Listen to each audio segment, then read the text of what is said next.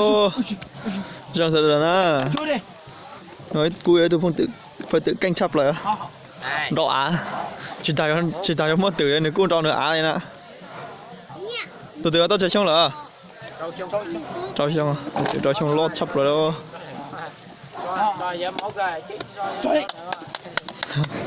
Nếu khá thanh còn lo đi thế. Ê, tôi vẫn tròn lên đó đấy.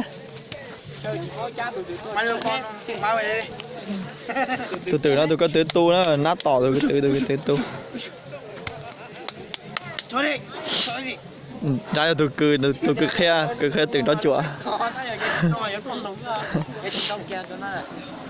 Giờ máu tẩy máu thẻ giờ đâu á.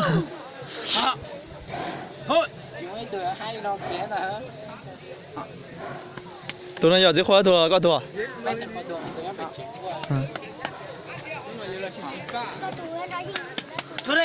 Ê giờ cái từ này muốn cho từ nào tỏi nè. Đấy à? Quá kìa. Ta toàn một cháo.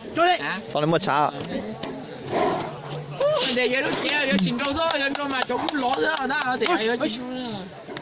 Dính khéo rồi nhở? Đúng rồi đấy.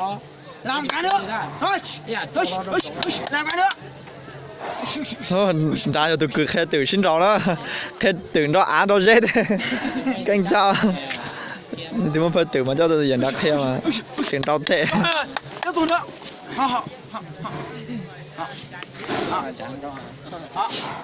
Đây. Nào. Làm cái nữa nào. Chỉ có đi chát tua lên.